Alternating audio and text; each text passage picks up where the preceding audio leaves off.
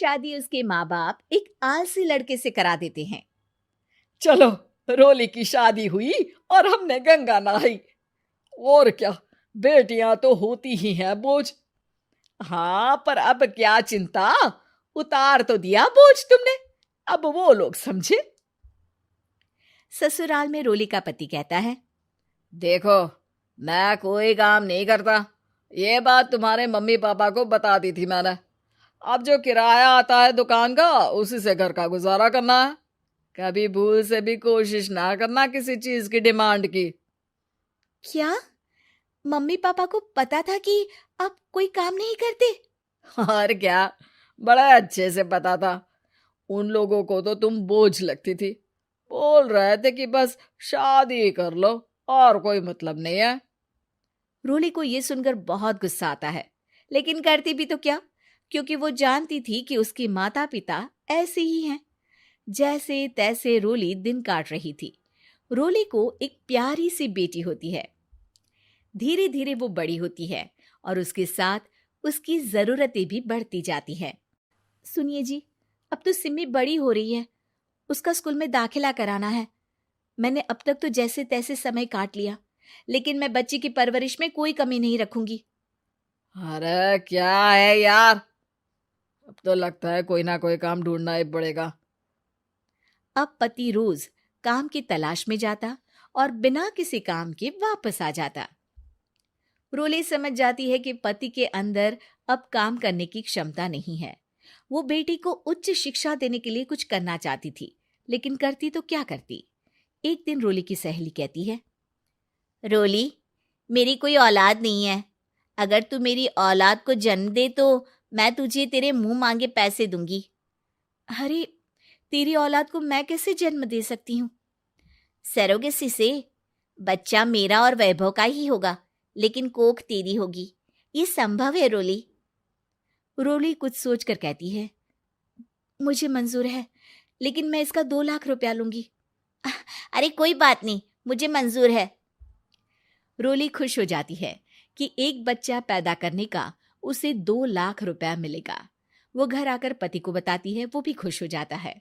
अब क्या था, डॉक्टर के पास जाकर सहेली का बच्चा रोली की कोख में पलने लगता है। मुझे 20,000 चाहिए मेरे बेटी के एडमिशन के लिए। हाँ हाँ ठीक है, मैं उसके एडमिशन से लेकर सारे खर्चे उसके अकाउंट में डाल रही हूँ।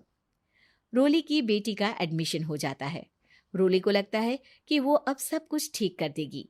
दिन और महीने आगे बढ़ते हैं। अब एक दिन, एक बात कहूँ जी, काश इस बच्चे को मैं रख पाती।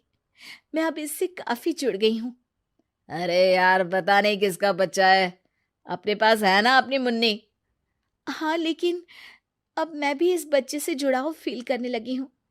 लेकिन मैं ये जानती हूँ कि ये मेरा बच्चा नहीं है।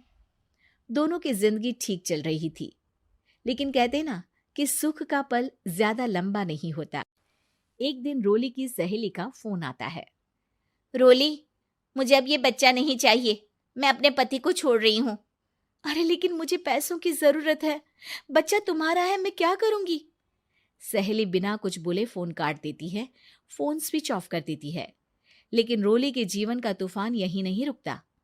रोली, मैं इतना भार नहीं उठा सकता। आज पढ़ाई का पैसा मांग रही हो, कल को शादी, कॉलेज और पता नहीं क्या क्या। मैं तुम्हें छोड़ रहा हूँ, अपनी बच्ची उठाओ और निकलो इस घर से। अरे पर मैं कर तो रही हूं ना बच्चे के लिए काम, आप आराम से रहिए ना। क्या काम कर रही हो, देख रहा हूं मैं। ये छोटा शहर है, यहाँ लोगों को बात बनाते वक्त नहीं लगता। तो मैं क्या करूं? ज्यादा पढ़ी लिखी नहीं हूं, कैसे घर के खर्चे चलाऊं? और आप तो काम करना ही नहीं चाहते। हाँ, ना चाहता हूं और ना ही करूंगा। रोली को पति की बात पर काफी गुस्सा आ जाता है। ठीक है, अगर मेरे जीवन में संघर्ष ही लिखा है तो वही सही। इस वक्त पति होने के नाते आपको मेरा साथ देना चाहिए था, लेकिन नहीं, आपने तो इस हाल में मुझे घर से बाहर निकालने की बात कह डाली। देखो, ये सारी फालतू की बातों के लिए वक्त नहीं है मेरे पास। रोली, जिसकी कोख में किसी और का बच्चा था और साथ छोटी सी बेटी, पति का घर छोड़कर रास्ते पर आ जाती है। रोली के पास मायके के सिवा दूसरा कोई रास्ता नहीं होता। अरे रोली कैसी है? कितने दिनों के लिए आई है? हमेशा के लिए माँ।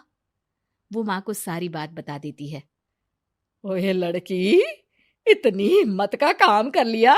अरे ना ना, यहाँ कोई जगह नहीं है। तुम तो अपना बोरिया बिस्तर उठाओ और निकलो यहाँ से। रोली के पास अब मायके का रास्ता भी नहीं बचता।